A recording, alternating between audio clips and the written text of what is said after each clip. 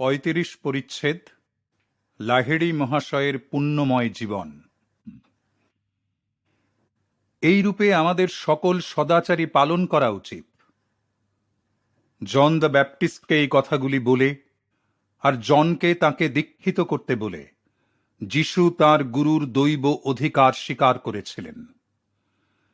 প্রাচ্যের দৃষ্টিতে বাইবেল শ্রদ্ধা সহকারে পাঠ করে আর অন্তরের অনুভূতিতে আমার এই বিশ্বাস হয়েছে যে অতীত জীবনে জন দ্য ব্যাপটিস্ট যিশু খ্রিস্টের মহান গুরু ছিলেন। বাইবেলে এমন অনেক পংক্তি আছে যাতে করে বোঝা যায় যে জন আর যিশু খ্রিস্ট তাঁদের গত জন্মে যথাক্রমে এলিজা আর তাঁর শিষ্য এলিসা নামে পরিচিত ছিলেন। এইগুলি ওল্ড টেস্টামেন্টের বানান অনুযায়ী। গ্রিক অনুবাদকেরা নামের বানান করেছিলেন এলিয়াস আর অ্যালিসিউস। নিউ টেস্টামেন্টে তাঁরা এইরূপ পরিবর্তিত আকারেই পুনরায় স্থান পেয়েছেন।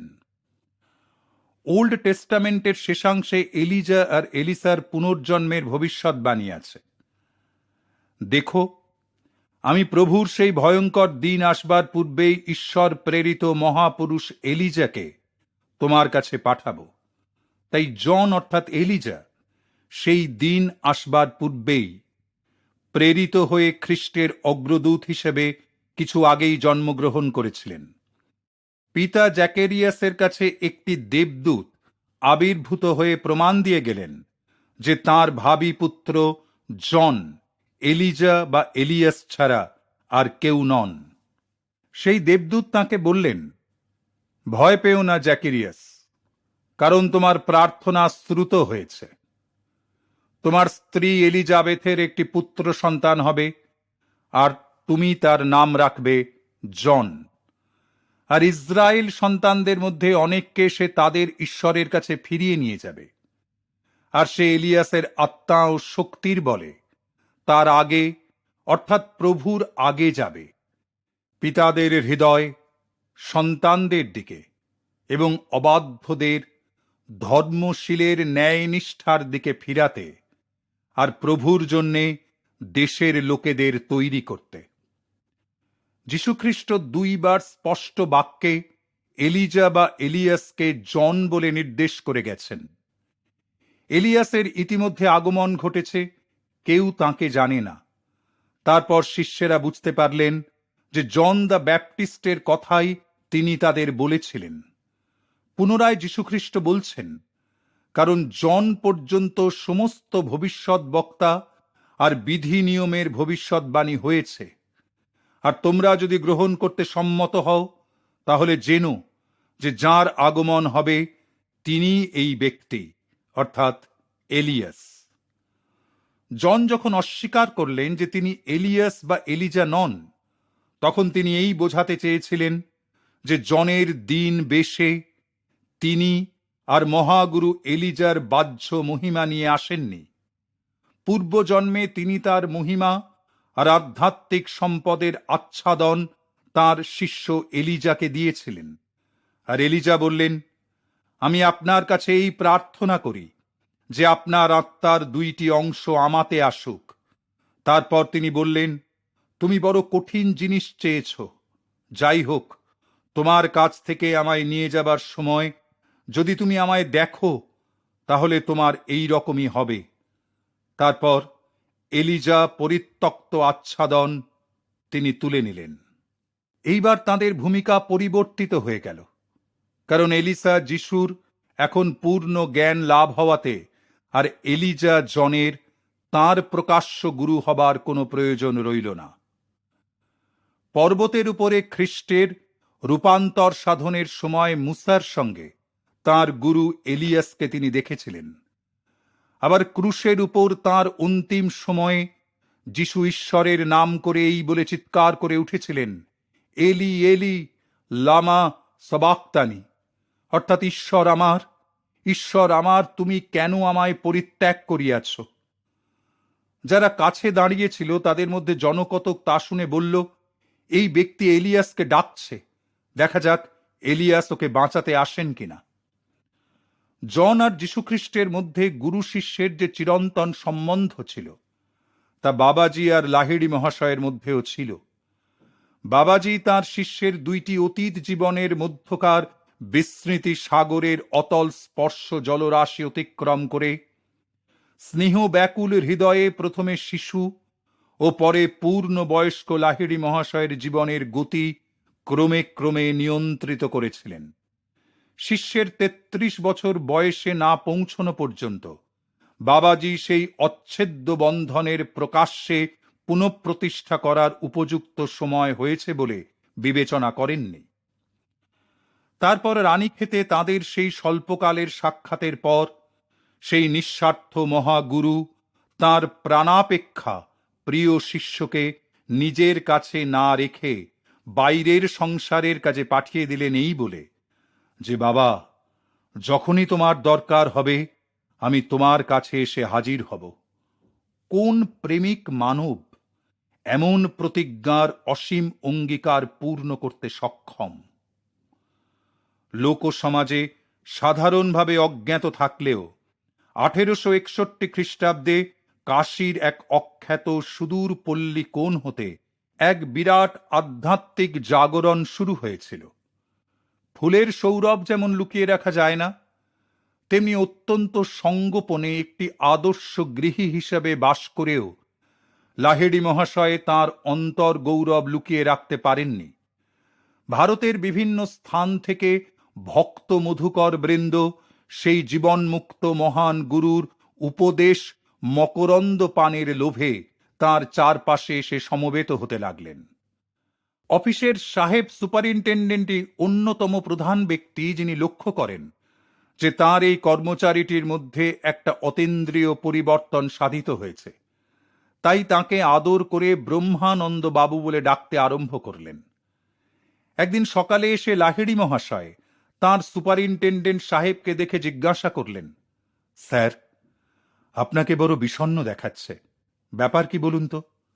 সাহেব তখন বললেন, বিলেতে আমার স্ত্রী সাংঘাতিক পীড়িতা, মরণাপন্ন অবস্থা, দারুণ উদ্বেগ আর আশঙ্কায় আমি পাগল হয়ে গেছি। আচ্ছা, তার সম্বন্ধে আমি এক্ষুনি কিছু খবর এনে দিচ্ছি বলে লাহিড়ী মহাশয় ঘর থেকে বেরিয়ে গিয়ে একটি নির্জন স্থানে কিছুক্ষণ চুপ করে বসে রইলেন। তারপর উঠে এসে আশ্বাসসূচক হাসিতে বললেন, ভয় নেই, আপনার স্ত্রী সেরে উঠছেন, তিনি আপনাকে এখন একটি চিঠি লিখছেন বলে সর্বদর্শী যোগীবর সেই পত্রের কিয়দাংশ উদ্ধৃত করে শোনালেন। ব্রহ্মানন্দবাবু, আমি জানি যে আপনি কোনো সাধারণ মানুষ নন, কিন্তু তবুও আমি এখনো বিশ্বাস করতে পারছি না যে আপনি ইচ্ছামাত্র দেশ আর কালের বাধা এমন করে অতিক্রম করতে পারেন। তাঁর স্ত্রীর লেখা সেই কথিত চিঠিখানি শেষ পর্যন্ত এসে হাজির হল।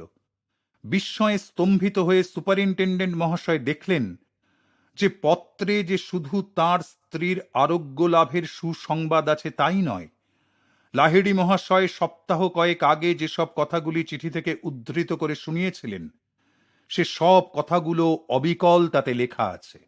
মাস কতক পরে তাঁর স্ত্রী ভারতবর্ষে এলেন। লাহিড়ী মহাশয়ের সঙ্গে দেখা হবার পর ভদ্রমহিলা তাঁর দিকে শ্রদ্ধান্বিত হৃদয়ে তাকিয়ে বললেন, মহাশয়, লন্ডনে আমার রোগশয্যার পাশে স্বর্গীয় আলোর ছটায় ঘেরা আপনারই এই মূর্তি আমি মাস কতক আগে দেখেছিলাম। সেই মুহূর্তেই আমার রোগ একেবারে সম্পূর্ণভাবে আরাম হয়ে গেল। তারপরে আমি অতি শীঘ্র ভারতবর্ষের পথে এই সুদীর্ঘ সমুদ্র যাত্রায় বেরিয়ে পড়তে সমর্থ হলাম। দিনের পর দিন একটি দুটি করে ভক্তেরা সব সেই মহান গুরুর কাছে ক্রিয়াযোগে দীক্ষা লাভ করতে লাগল। তাঁর এইসব আধ্যাত্মিক, সাংসারিক আর কর্মস্থলের কর্তব্য সম্পাদন ছাড়াও তিনি শিক্ষা বিষয়ে বিশেষ উৎসাহ ও আগ্রহ প্রকাশ করতেন। তিনি বহু পাঠচক্র তৈরি করেছিলেন এবং কাশীর বাঙালিটোলা অঞ্চলে একটি বৃহৎ উচ্চ বিদ্যালয় স্থাপনেও তিনি সক্রিয় অংশগ্রহণ করেছিলেন। গীতা সম্মিলনী নামে অভিহিত সাপ্তাহিক ধর্মসভায় তিনি বহু ধর্ম পিপাসু ব্যক্তির নিকট শাস্ত্র ব্যাখ্যা করতেন।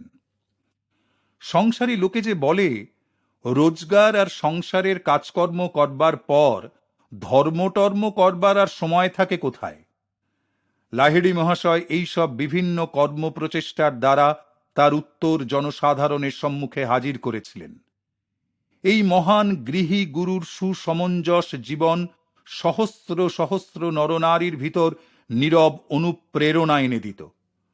অল্প বেতন উপার্জন করে মিতব্যয়ী, অনাড়ম্বর আর সকলের পক্ষে সহজলভ্য হয়ে গুরুদেব অত্যন্ত সহজ আর স্বাভাবিকভাবে এবং সুখেতেই সংসার যাত্রা নির্বাহ করতেন। পরমাত্মার সঙ্গে একাত্ম হয়েও লাহিড়ী মহাশয় জ্ঞানী মূর্খ নির্বিশেষে সকলকেই যথাযোগ্য সম্মান প্রদর্শন করতেন। ভক্তেরা তাঁকে প্রণাম করলে তাদেরও তিনি প্রতি নমস্কার করতেন। শিশুসুলভ সরলতার সঙ্গে লাহিড়ী মহাশয় প্রায়ই অপরের পাদস্পর্শও করতেন। কিন্তু এরূপভাবে গুরুর প্রতি শ্রদ্ধা প্রদর্শন পুরাতন প্রাচ্য প্রথা হলেও কদাচিৎ তিনি অপরকে ঐরূপভাবে তাঁকে প্রণাম করতে দিতেন। লাহিড়ী মহাশয়ের জীবনের সবচেয়ে উল্লেখযোগ্য বিষয় হল সকল ধর্মাবলম্বীদেরই ক্রিয়াযোগে দীক্ষাদান। কেবলমাত্র যে হিন্দুকে দীক্ষিত করতেন তাই নয়, মুসলমান বা খ্রিস্ট ধর্মাবলম্বীরাও অনেকেই তার প্রধান শিষ্যদের মধ্যে ছিলেন। দ্বৈত বা অদ্বৈতবাদী বা সকল ধর্মমতের অথবা সুপ্রতিষ্ঠিত কোনো বিশেষ ধর্মমতের নয় এমন বহু লোকেদেরও বিশ্বগুরু নিরপেক্ষভাবে গ্রহণ করে শিক্ষাদান করতেন। তার খুব উচ্চ কোটির শিষ্যদের মধ্যে আব্দুল গফুর খাঁ নামে একজন মুসলমান চেলাও ছিলেন। তার মতো একজন বর্ণশ্রেষ্ঠ নিষ্ঠাবান ব্রাহ্মণ হয়ে তার সময়ে জাতিভেদের কঠিন গোঁড়ামি ভেঙে দেবার যে চেষ্টা তিনি করেছিলেন, তাতে করে লাহিড়ী মহাশয়ের দুঃসাহসের পরিচয় পাওয়া যায় বই কি। মহাগুরুর বিশ্বব্যাপী পক্ষপুটের অন্তরালে বিভিন্ন স্তরের মানুষ আশ্রয় পেয়েছিল। ঈশ্বর ভাবময় অন্য সব ধর্মগুরুদের মতো তিনি সমাজের পতিত নিপীড়িতদের প্রাণে নবীন আশার সঞ্চার করেছিলেন। তিনি শিষ্যদের বলতেন, সর্বদা মনে রেখো, তুমি কারোর নও আর কেউই তোমার নয়। ভেবে দেখো যে একদিন এই সংসারের সব কিছুই ফেলে রেখে তোমাকে হঠাৎই চলে যেতে হবে। কাজেই এখন থেকে ভগবানের একটু আধটু খোঁজ খবর নেওয়া শুরু করো, আর রোজই একটু একটু করে ঈশ্বর অনুভূতির বেলুনে চড়ে মরণের শূন্য পথে মহাযাত্রার জন্যে এখন থেকে তৈরি হও। মায়া মোহে মুগ্ধ হয়ে তোমার হাড় মাংসের খাঁচাটাকেই স্বরূপ বলে ভাবছ। এ আর কি, বড়জোর একটা জ্বালা যন্ত্রণা দুঃখ কষ্টের বাসা বই তো আর কিছু নয়। অবিরাম ধ্যান করে যাও, যাতে করে অতি শীঘ্রই তুমি এই সকল দুঃখ ক্লেশ মুক্ত অনাদি অনন্ত পরমাত্মার স্বরূপ দেখতে পারো। ক্রিয়াযোগের গুপ্ত চাবিকাঠি দিয়ে তোমার দেহ কারাগারের বন্দিত্ব থেকে মুক্ত হয়ে পরমাত্মার সঙ্গে মিলিত হবার শিক্ষা লাভ করো। মহান গুরু তাঁর বিভিন্ন শিষ্যদের তাদের আপন আপন ধর্ম শাস্ত্রানুমোদিত আচার পালনে উৎসাহিত করতেন। ক্রিয়াযোগের সর্বগ্রাহী প্রকৃতি যে মুক্তি লাভের কার্যকরী উপায়, তার উপর জোর দিয়ে লাহিড়ী মহাশয় তাঁর শিষ্যদের পরিবেশ আর শিক্ষা দীক্ষার সঙ্গে সামঞ্জস্য রক্ষা করে তাদের নিজ নিজ জীবন ফুটিয়ে তুলতে স্বাধীনতা দিয়েছিলেন। লাহিড়ী মহাশয় বলতেন, মুসলমান দিনে 5 বার নমাজ পড়বে, আর হিন্দুও দিনে কয়েকবার জপ তপে বসবে। খ্রিস্টানও রোজ কয়েকবার হাঁটু গেড়ে ভগবানের কাছে প্রার্থনা করবে, তারপর বাইবেল পড়বে। গুরুদেব তাঁর শিষ্যদের তাঁদের প্রত্যেকের স্বাভাবিক প্রবৃত্তি অনুযায়ী জ্ঞান, ভক্তি, কর্ম বা রাজযোগের পথে তাদেরকে অতি বিচক্ষণতার সঙ্গে পরিচালিত করতেন। ভক্তেরা সন্ন্যাস জীবনযাপনের ইচ্ছা ব্যক্ত করলে তিনি তাদের সহজে অনুমতি দিতেন না, বরঞ্চ সাবধান করে দিয়ে বলতেন তারা যেন সন্ন্যাস জীবনের কঠিন কৃচ্ছ সাধনার বিষয়ে পূর্বেই চিন্তা করে। আদর্শ গুরু হিসাবে তিনি শিষ্যদের শুধু শাস্ত্রের শুষ্ক তর্ক নিয়ে পড়ে থাকা এড়িয়ে চলতেই পরামর্শ দিতেন। তিনি বলতেন, প্রাচীন শাস্ত্রের সার সত্য শুধু পঠন পাঠনে নয়, অন্তরের মধ্যে প্রকৃত উপলব্ধি করবার জন্য যে সাধন করে সেই বুদ্ধিমান। তোমার যা কিছু সমস্যা তা ধ্যান ধারণার ভিতর দিয়ে সমাধানের চেষ্টা করো। ধর্মের মধ্যে সত্যের অনুসন্ধান করতে গিয়ে কোনো অনিশ্চিত ধারণার বশবর্তী না হয়ে বরং প্রত্যক্ষ ঈশ্বর সঙ্গ লাভের চেষ্টা করো। মনের ভিতর থেকে ধর্মের গোঁড়ামির সব জঞ্জাল দূর করে ফেলো। সাক্ষাৎ অনুভূতির নির্মল পুত শান্তি বাড়িতে মন প্লাবিত করো। অন্তরের যা প্রত্যক্ষ নির্দেশ তাই পালন করতে মনকে তৈরি করো, আর হৃদয়ের ঐশ্বরিক বাণীতেই তুমি জীবনের সকল জটিল সমস্যার উত্তর খুঁজে পাবে। মানুষের যেমন দুঃখ কষ্টে পড়বার জন্য উদ্ভাবনী ক্ষমতার কোনো অন্ত নেই, তেমনি সকল উপায়ের উপায় সেই পরম দয়ালের করুণারও শেষ নেই। একদিন ভগবদ গীতার ব্যাখ্যা শ্রবণকালে তাঁর শিষ্যগণ তাঁদের গুরুদেবের সর্বব্যাপিত্বের এক পরিচয় পান।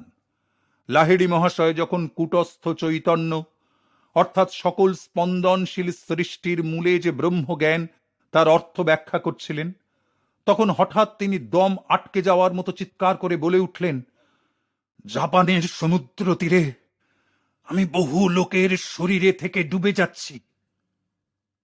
তার পরদিন সকালবেলা শিষ্যেরা সংবাদপত্র খুলে পাঠ করে জানলেন যে আগের দিন জাপানের কাছে এক জাহাজ ডুবি হয়ে বহু লোক মারা গিয়েছে।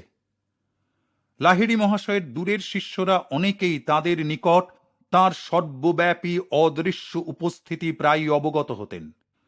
যারা তাঁর কাছে উপস্থিত থাকতে পারতেন না তাঁদের আশ্বস্ত করে তিনি বলতেন, যারা ক্রিয়া অভ্যাস করে তাদের কাছে আমি সর্বদাই উপস্থিত থাকি। তোমার কোনো ভাবনা নেই, তোমার ক্রমবর্ধমান উপলব্ধির সঙ্গে সঙ্গে আমি পথ দেখিয়ে দেখিয়ে তোমায় সেই চির আশ্রয়স্থলে নিয়ে যাব। শ্রী ভূপেন্দ্রনাথ সান্যাল মহাশয়, সেই মহান গুরুর এক শিষ্য, বলেন যে কৈশোরে 1892 সালে তিনি কাশী গমনে অসমর্থ হয়ে গুরুর কাছে আধ্যাত্মিক উপদেশের জন্য প্রার্থনা করেন। লাহিড়ী মহাশয় ভূপেন্দ্রবাবুর সামনে স্বপ্নে আবির্ভূত হয়ে তাঁকে দীক্ষা প্রদান করেন। পরে তিনি কাশীতে গিয়ে গুরুর কাছে দীক্ষা প্রার্থনা করলে লাহিড়ী মহাশয় বলেন, আমি তো তোমায় ইতিমধ্যে স্বপ্নে দীক্ষা দিয়ে দিয়েছি। সাংসারিক কোনো কর্তব্যে অবহেলা করলে পর লাহিড়ী মহাশয় তার শিষ্যকে সস্নেহে তার ত্রুটি বিচ্যুতি সংশোধন করে তাকে কর্তব্য পালনে অবহিত করে তুলতেন। শ্রী যুক্তেশ্বর গিরিজি একদিন আমায় বলেছিলেন, লাহিড়ী মহাশয় তাঁর কোনো চেলার দোষের বিষয় সর্বসমক্ষে বলতে বাধ্য হলেও পরে তিনি স্নেহপূর্ণ স্বরে মিষ্টভাবে তাকে বুঝিয়ে সংশোধন করে দিতেন। তারপর তিনি সখেদে বললেন, আমাদের গুরুদেবের খোঁচা খেয়ে এ পর্যন্ত কোনো শিষ্যই তার কাছ থেকে পালায়নি। শুনে হাসি চাপতে পারলাম না। যাই হোক, আমি কিন্তু সেই কথা শুনে সত্য সত্যই শ্রী যুক্তেশ্বর গিরিজিকে বললাম, কর্কশী হোক আর মিষ্টই হোক, তার প্রত্যেক কথাই আমার কানে সঙ্গীতের মতোই সুমধুর হয়ে বাজে। লাহিড়ী মহাশয় ক্রিয়াযোগের ক্রমোন্নত দীক্ষার 4টি ধাপ সযত্নে বেছে দিয়েছিলেন। শিষ্যের আধ্যাত্মিক উন্নতি সুনির্দিষ্টভাবে প্রকাশ পেলে পর তবে তিনি বাকি 3টি উচ্চতর প্রণালী তাকে শিক্ষা দিতেন। একদিন জনৈক শিষ্য তার মূল্য যথাযথভাবে স্বীকৃত হচ্ছে না ভেবে অসন্তোষ প্রকাশ করে বলেন, গুরুদেব, এখন আমি দ্বিতীয় ক্রিয়া পাবার নিশ্চয়ই উপযুক্ত হয়েছি। সেই মুহূর্তে দরজা খুলে গেল। ঘরে প্রবেশ করল তাঁর এক অতি দীন ও ভক্ত শিষ্য, নাম বৃন্দা ভকত। সে ছিল কাশীর একজন ডাক হরকরা। সস্নেহে তার দিকে চেয়ে মৃদু হেসে গুরুদেব বললেন, এসো এসো বৃন্দা, আমার কাছে এসে বসো। আচ্ছা বলো তো বৃন্দা, এবার কি তুমি দ্বিতীয় ক্রিয়া নিতে চাও? অতি নম্র বিনয়ের সঙ্গে সেই সামান্য ডাক পিয়ন করজোরে গুরুদেবকে সবিনয়ে নিবেদন করলেন, গুরুদেব, আর আমার ক্রিয়ার দরকার নেই। আরও উঁচু ক্রিয়া নিয়ে আমি কি করে সাধন করব? আমি আজ এখানে এসেছি আপনার আশীর্বাদ নিতে, কারণ প্রথম ক্রিয়াতেই আমার মন এমন আনন্দে উন্মত্ত আর আত্মহারা হয়েছে যে আমি চিঠি বিলিই করতে পারি না। লাহিড়ী মহাশয় বললেন, বৃন্দা এখন ব্রহ্মানন্দ সাগরে ভাসছে। অপর শিষ্যটি কথাগুলি শুনে মাথা হেঁট করলেন। তারপর সেই শিষ্যটি বললেন, গুরুজি, এখন বুঝেছি যে আমি একেবারেই আনাড়ি, কেবল যন্ত্রের দোষই খুঁজে বেড়াচ্ছি। সেই অশিক্ষিত দীন নম্র ডাকপিয়ন ক্রিয়াযোগের সাহায্যে এতদূর আধ্যাত্মিক উন্নতি লাভ করল যে বহু পণ্ডিত তার কাছ থেকেই শাস্ত্রের গূঢ় অর্থের ব্যাখ্যা সময়ে সময়ে শুনতে চাইতেন। লিখন পঠনে অপারগ আর অপাপবিদ্ধ সে বৃন্দা ভকত শাস্ত্রজ্ঞ পণ্ডিত মহলে বহু সুখ্যাতি অর্জন করেছিল। কাশীর বহু শিষ্য ছাড়াও ভারতবর্ষের বহু দূর দূরান্ত থেকে শত শত মানুষ তাঁর কাছে আসত। তার দুই ছেলের শ্বশুরবাড়ি যাওয়া উপলক্ষে তিনি স্বয়ং বাংলাদেশে কয়েকবার ভ্রমণ করে গিয়েছিলেন। তার উপস্থিতির সুযোগে বাংলার ভিতরে বহু স্থানে ক্রিয়াবানদের ছোট ছোট দল সব গড়ে উঠেছিল। বিশেষত কৃষ্ণনগর আর বিষ্ণুপুর, এই দুই জেলার বহু নীরব ক্রিয়াবান আজও তাঁর সাধনার ধারা অব্যাহত রেখেছেন। লাহিড়ী মহাশয়ের কাছ থেকে যেসব সাধু সন্তরা ক্রিয়া পেয়েছিলেন তাদের মধ্যে কাশীর প্রখ্যাত স্বামী ভাস্করানন্দ সরস্বতী আর দেওঘরের খুব উচ্চাবস্থার সাধু বালানন্দ ব্রহ্মচারীর নাম বিশেষভাবে উল্লেখযোগ্য। কাশী নরেশ মহারাজ ঈশ্বরী নারায়ণ সিংহ বাহাদুরের পুত্রের তিনি কিছুকাল গৃহশিক্ষকতাও করেছিলেন। গুরুদেবের আধ্যাত্মিক ঐশ্বর্যের পরিচয় পেয়ে মহারাজা আর তাঁর পুত্র উভয়ই তাঁর কাছ থেকে ক্রিয়াযোগে দীক্ষা গ্রহণ করেন। মহারাজা যতীন্দ্রমোহন ঠাকুরও তাঁর নিকট ক্রিয়াযোগে দীক্ষাপ্রাপ্ত হন। লাহিড়ী মহাশয়ের কয়েকজন প্রভাব প্রতিপত্তিশালী শিষ্য প্রচার কার্যের দ্বারা তাঁর ক্রিয়াযোগের প্রসার ও তার পরিধি বিস্তার করতে উদ্যত হয়েছিলেন। গুরুজি তাতে অনুমতি দিতে অস্বীকার করেন। তাঁর আরেকটি শিষ্য কাশী নরেশের রাজচিকিৎসক গুরুদেবের নাম কাশী বাবা রূপে প্রচারের জন্য সংগঠিত প্রচেষ্টা শুরু করেছিলেন। এবারেও তা তিনি নিষেধ করলেন। তিনি বলতেন, ক্রিয়া পুষ্পের সৌরভ বিনা প্রচারে স্বাভাবিকভাবে আপনি বিস্তৃত হবে। আধ্যাত্মভাবের উর্বর হৃদয় ভূমিতে এর বীজ আপনি অঙ্কুরিত হবে। যদিও গুরু মহারাজ আধুনিক সংগঠন অথবা ছাপাখানার মাধ্যমে কোনো প্রচার প্রণালী অবলম্বন করেননি, তথাপি তিনি জানতেন যে তাঁর মহাবাণী বন্যার দুর্নিবার স্রোতের মতো উত্থিত হয়ে নিজের শক্তিতে মানব হৃদয়ের দুকুল পরিপ্লাবিত করে ছুটে চলবে। ভক্তদের পরিবর্তিত আর পবিত্র জীবনী ক্রিয়াযোগের চিরন্তন অস্তিত্বের একমাত্র প্রত্যানুভূতি। 1886 খ্রিস্টাব্দে রানীক্ষেতে দীক্ষা লাভের 25 বছর পরে লাহিড়ী মহাশয় পেনশন নিয়ে অবসর গ্রহণ করেন। গভর্নমেন্ট অফিসে এক বিভাগে তার কার্যকাল ছিল সবসুদ্ধ 35 বৎসর। এখন তাকে দিনের বেলাতেও সহজে পাওয়া যায় দেখে ভক্তের দল ক্রমশই বাড়তে লাগল। মহাগুরু তখন তার অধিকাংশ সময় নীরবে পদ্মাসনে বসেই কাটিয়ে দিতেন। এমনকি একটু বেড়াবার জন্যে অথবা বাড়ির অন্যান্য অংশে যাবার জন্যেও তিনি কদাচিৎ বৈঠকখানা ত্যাগ করে আসতেন। গুরুদেবের দর্শন লাভের জন্য শিষ্যদের নীরবে অবিরাম যাতায়াত সারা দিন ধরেই চলত। দর্শন প্রার্থীরা সভয়ে দেখত যে লাহিড়ী মহাশয়ের শরীরের স্বাভাবিক অবস্থায় শ্বাসহীনতা, বিনিদ্রতা, ধমনী আর হৃৎপিণ্ডের ক্রিয়ালোপ, ঘণ্টার পর ঘণ্টা ধরে শান্ত নয়ন দুটিতে স্থির নিষ্পলক দৃষ্টি আর তার সঙ্গে গভীর শান্তির একটা স্নিগ্ধ ছটার দ্বারা তিনি বেষ্টিত। এইসব দেহাতীত লক্ষণ সকল প্রকাশ পেত। উপস্থিত সকলেই তখন উপলব্ধি করত যে প্রকৃতই একজন ব্রহ্মজ্ঞ গুরুশ্রেষ্ঠের নীরব পুত আশীর্বাদে তাদের মানব জীবন ধন্য হয়ে গেছে। গুরুদেব এবারে তাঁর শিষ্য পঞ্চানন ভট্টাচার্য মহাশয়কে কলকাতায় আর্য মিশন ইনস্টিটিউশন নামে এক যোগ কেন্দ্র স্থাপনের অনুমতি দিলেন। এই কেন্দ্র হতে কতকগুলি ভেষজ ঔষধ বিতরণ আর বাংলাদেশে ভগবদ গীতার প্রথম সুলভ সংস্করণ প্রকাশিত হয়। হিন্দি ও বাংলায় আর্য মিশন গীতা সহস্র সহস্র গৃহে পঠিত হয়ে থাকে। প্রাচীন প্রথা অনুযায়ী লাহিড়ী মহাশয় বহুবিধ রোগ দূরীকরণের জন্য একটি নিমের তেল তৈরি করে জনসাধারণের মধ্যে বিতরণ করতেন। গুরুদেব তাঁর কোনো শিষ্যকে তেলটি চোলাই করতে বললে সে তা অতি সহজেই সম্পাদন করতে পারত, কিন্তু অপর কেউ যদি তা করতে চেষ্টা করত তাহলে নানা অদ্ভুত সব বাধা এসে উপস্থিত হতো। হয়তো দেখা যেত যে পরিশ্রুত করবার সময় সেই ওষুধের তেলটির প্রায় সবটাই একেবারে উবে গেছে। এতে স্পষ্টই বোঝা যায় যে গুরুদেবের আশীর্বাদও ওষুধটার একটা অত্যন্ত প্রয়োজনীয় উপকরণ ছিল। বাংলা অক্ষরে লাহিড়ী মহাশয়ের হস্তাক্ষর আর তাঁর স্বাক্ষর এই পুস্তকে সন্নিবেশিত আছে। তাঁর শিষ্যকে লিখিত একটি পত্র হতে লাইনগুলি উদ্ধৃত করে দেখানো হয়েছে।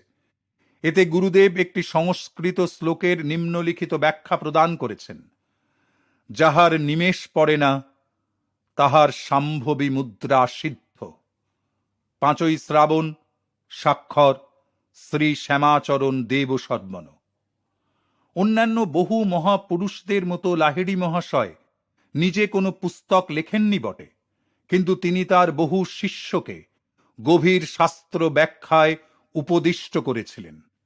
আমার বিশেষ বন্ধু লাহিড়ী মহাশয়ের স্বর্গীয় পৌত্র শ্রী আনন্দমোহন লাহিড়ী লিখেছেন, শ্রীমদ্ ভগবদ গীতা এবং মহাভারতের অন্যান্য অংশে কতকগুলি ব্যাসকূট আছে। এইসব ব্যাসকূটের প্রশ্ন অমীমাংসিত রাখলেই দেখা যাবে যে তা একটা অদ্ভুত আর সহজেই ভুল বোঝা যেতে পারে এমন গোছের পৌরাণিক গল্প সমষ্টি মাত্র। আর ওই সব ব্যাসকূটের যথাযথ ব্যাখ্যা প্রদত্ত না হলে আমরা দেখতে পাব যে আমরা এমন এক বিজ্ঞান হারিয়েছি যা প্রাচ্য হাজার হাজার বছর ধরে নানাবিধ পরীক্ষার তত্ত্বানুসন্ধান করে সেসব অমানুষিক ধৈর্যের সঙ্গে রক্ষা করে এসেছে। লাহিড়ী মহাশয়ের ব্যাখ্যা শাস্ত্রবাক্য আর রূপকের ভিতর সুচতুরভাবে লুক্কায়িত ধর্মবিজ্ঞানকে তার রূপকের আবরণ মুক্ত করে সর্বসমক্ষে প্রকাশিত করেছে। আপাত দৃষ্টিতে অর্থহীন বৈদিক যাগযজ্ঞ, পূজা অর্চনার মন্ত্রতন্ত্র এখন আর কতকগুলি দুর্বোধ্য বাক্যের সমষ্টি বা কসরত নয়।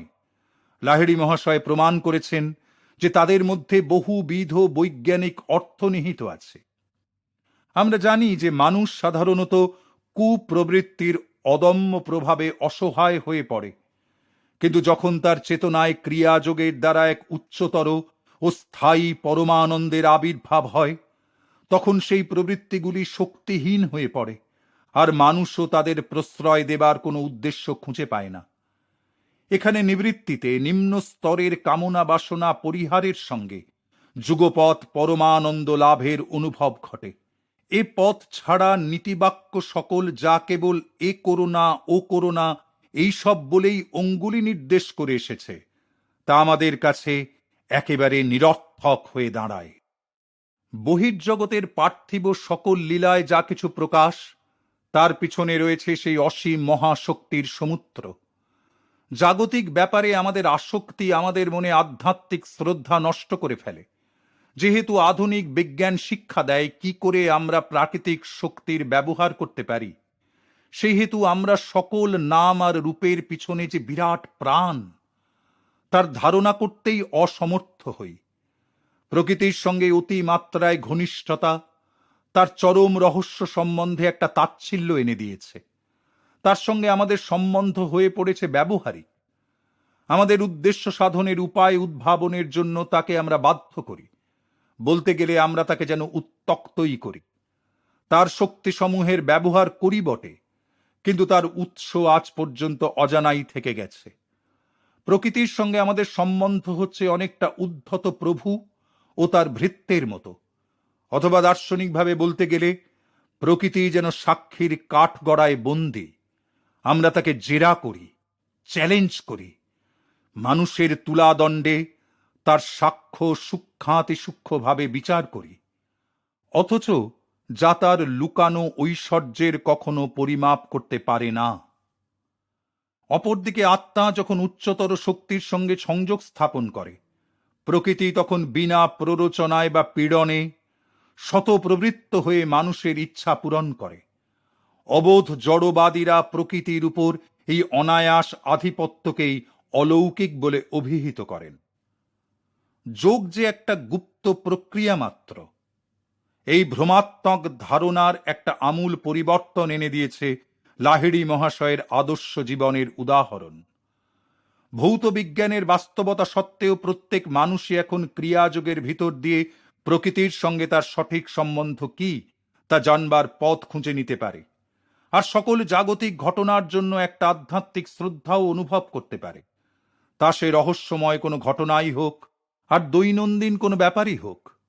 আমাদের মনে সর্বদা স্মরণ রাখা দরকার যে 1000 বছর আগে যা রহস্যময় ছিল এখন আর তা নেই, আর আজ যা রহস্যজনক কয়েক যুগ পরে তা ঠিক বিধিসঙ্গতভাবে সহজবোধ্য হবে। ক্রিয়াযোগের বিদ্যা সনাতন, এ গণিত শাস্ত্রের মতো একেবারে অভ্রান্ত। যোগ ও বিয়োগের সহজ প্রণালীর মতো ক্রিয়াযোগের বিধিও কখনো নষ্ট হতে পারে না। গণিত শাস্ত্রের সমস্ত পুঁথি অগ্নিতে আহুতি দিলেও যুক্তিবাদী মন যেমন সব সত্য ঠিক পুনরায় আবিষ্কার করে ফেলবে, তেমনি যোগ ও শাস্ত্রের সমস্ত বই নষ্ট করে ফেললেও যদি একজন প্রকৃত যোগী আবির্ভূত হন, যার মধ্যে শ্রদ্ধা ভক্তি ও শুদ্ধ জ্ঞানের সমন্বয় ঘটেছে, তাহলে তিনি এর মূল বিধি সবই পুনরায় আবিষ্কার করে ফেলতে পারবেন। বাবাজি যেমন অবতার শ্রেষ্ঠ মহাবতার, শ্রী যুক্তেশ্বর গিরিজি যেমন সার্থকভাবে অভিহিত জ্ঞানাবতার, তেমনি লাহিড়ী মহাশয়ও যুগাবতার। সামাজিক মঙ্গল সাধনে গুণ ও পরিমাণ এই দুইয়ের বিচারে তিনি সমাজকে আধ্যাত্মিকতার আরো উচ্চতর স্তরে উন্নীত করে দিয়েছেন। তাঁর অন্তরঙ্গ ভক্ত শিষ্যদের উচ্চতর অবস্থাতে উন্নীত করবার শক্তিতে আর সাধারণ্যে সত্যের বহুল প্রচারে লাহিড়ী মহাশয় মানব জাতির মুক্তিদাতাদের মধ্যে অন্যতম বলে গণ্য। মহাপুরুষ রূপে তাঁর অপূর্ব বৈশিষ্ট্য হচ্ছে তাঁর ক্রিয়া যোগরূপ সুপ্রতিষ্ঠিত প্রণালীর উপর ব্যবহারিক গুরুত্ব দান, যাতে করে তিনি সর্বপ্রথম যোগের রুদ্ধদ্বার সকলের জন্য উন্মুক্ত করে তার পথ সুগম করে দিয়েছেন। তার নিজ জীবনের সব অলৌকিক ঘটনার কথা ছেড়ে দিলেও বলা যায় যে যোগাবতার লাহিড়ী মহাশয় অত্যাশ্চর্য ক্ষমতার সর্বোচ্চ চূড়ায় আরোহণ করেছিলেন যখন তিনি যোগ ও শাস্ত্রের সব কিছু প্রাচীন জটিলতা দূর করে সাধারণের পক্ষে তাকে প্রত্যক্ষ ফলপ্রদ সহজসাধ্য সরল যোগ ও সাধনে পরিণত করেছিলেন। অলৌকিক ঘটনার উল্লেখে লাহিড়ী মহাশয় প্রায়ই বলতেন, অতি সূক্ষ্ম বিধিনিয়ম বলে যা সব ঘটে, সাধারণের কাছে যা অজ্ঞাত তা প্রকাশ্যে আলোচিত বা বিশেষ বিবেচনা ব্যতিরেকে প্রকাশিত হওয়া উচিত নয়। এই গ্রন্থটিতে যদি আমি কোথাও তার সাবধানবাণী লঙ্ঘন করেছি বলে বোধ হয়, তাহলেও সেটা তার কাছ থেকে অন্তরে পুনরাশ্বাস পাওয়াতেই আমার পক্ষে সম্ভবপর হয়েছে। আর তাছাড়া বাবাজি, লাহিড়ী মহাশয়, শ্রী যুক্তেশ্বর গিরিজি প্রভৃতি গুরু মহারাজগণের জীবন আলেখ্য রচনার সময় আমি বহু সত্য অলৌকিক ঘটনার উল্লেখ বর্জন করাই যুক্তিসঙ্গত বলে বোধ করেছি।